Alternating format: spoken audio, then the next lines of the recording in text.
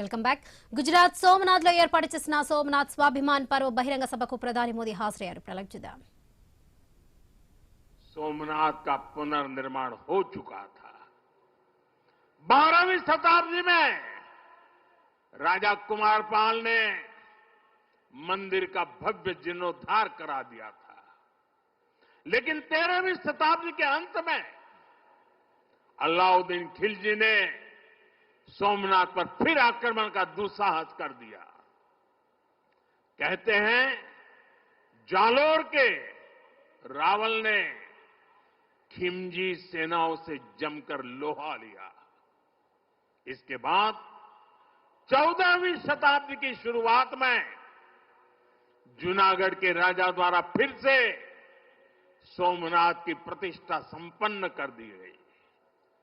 14वीं शताब्दी के आखिरी वर्षों में मुजफ्फर खान ने सोमनाथ पर फिर हमला किया। वो हमला भी नाकाम रहा। 15वीं शताब्दी में सुल्तान अहमद शाह ने सोमनाथ मंदिर को दूषित करने की कोशिश की और इसी शताब्दी में उसके पोते सुल्तान महमूद बेगड़ा ने सोमनाथ पर आक्रमण कर मंदिर को मस्जिद बनाने की कोशिश की, लेकिन महादेव के भक्तों के प्रयासों से मंदिर पुनः जीवंत हो उठा। 17वीं 18वीं शताब्दी में औरंगजेब का दौर आया। उसने सोमनाथ मंदिर को अपवित्र किया। सोमनाथ को फिर मस्जिद बनाने की कोशिश की। उसके बाद भी अहल्याबाई होलकर ने नए मंदिर की स्थापना कर सोमनाथ को एक बार फिर साकार कर दिया। यानी सोमनाथ का इतिहास विनाश और पराजय का इतिहास नहीं है। ये इतिहास विजय और पुनर्निर्माण का है। हमारे पूर्वजों के पराक्रम का है, हमारे पूर्वजों के त्याग और बलिदान का है। आतताई आते रहे, मजहबी आतंक के नए नए आक्रमण होते रहे, लेकिन हर युग में सोमनाथ पुनः पुनः स्थापित होता रहा। इतनी सदियों तक का संघर्ष, इतना लंबा प्रतिकार, इतना महान धैर्य, सृजन और पुनर्निर्माण का ऐसा जीवन, ये सामर्थ्य अपनी संस्कृति में ऐसा विश्वास और ऐसी आस्था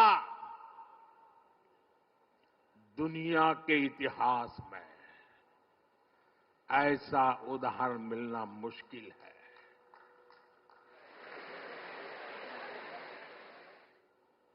जरा मैंने जवाब आपजो पेला આપણે આપણા પૂર્વજોના પરાક્રમનું પુણ્ય સ્મરણ કરવું જોઈએ કે ના કરવું જોઈએ? આપણા પૂર્વજોએ કરેલા પરાક્રમમાંથી પ્રેરણા લેવી જોઈએ કે નહીં લેવી જોઈએ? એવો કોઈ દીકરો હોય, એવા કોઈ સંતાન હોય કે જે પોતાના પૂર્વજોને ભૂલવા માટેના નાટક કરે? भाइयों बहनों, जब गजनी से लेकर औरंगजेब तक तमाम आक्रांता सोमनाथ पर हमला कर रहे थे तो उन्हें लग रहा था कि उनकी तलवार सनातन सोमनाथ को जीत रही है। वो मजहबी कट्टरपंथी ये नहीं समझ पाए कि जिस सोमनाथ को वो नष्ट करना चाहते हैं उनके नाम में ही सोम अर्थात अमृत जुड़ा हुआ है। उसमें हलाहल को पीकर भी अमर रहने का विचार जुड़ा है। उसके भीतर सदाशिव महादेव के रूप में वो चैतन्य शक्ति प्रतिष्ठित है, जो कल्याण कारक भी है और प्रचंड तांडव शिव ये शक्ति का स्रोत भी है। भाइयों बहनों, सोमनाथ में विराजमान महादेव, उनका एक नाम मृत्युंजय भी है। मृत्युंजय, जिसने मृत्यु को जीत लिया हो, जो स्वयं काल स्वरूप है। यतो जायते पाल्यते येन विश्वम तमीस भजे लियते यत्र विश्वम। अर्थात ये सृष्टि उन्हीं से उत्पन्न होती है, उन्हीं में लय हो जाती है। हम मानते हैं त्वमेको जगत व्यापको विश्व रूप, यानी शिव पूरे जगत में व्याप्त है। इसलिए इस हम कण कण कंकण कंकण में भी उस शंकर को देखते हैं।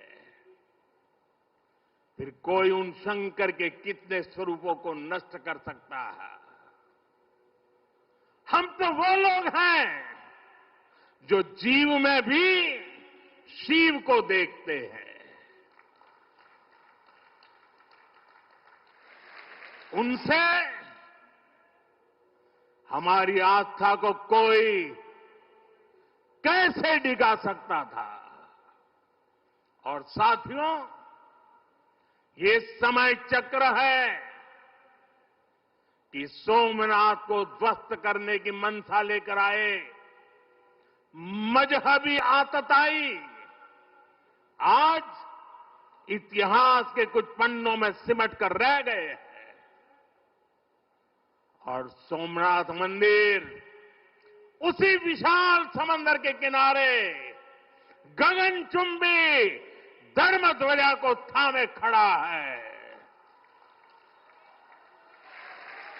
सोमनाथ का ये शिखर मानो उद्घोष कर रहा है, चंद्रशेखरम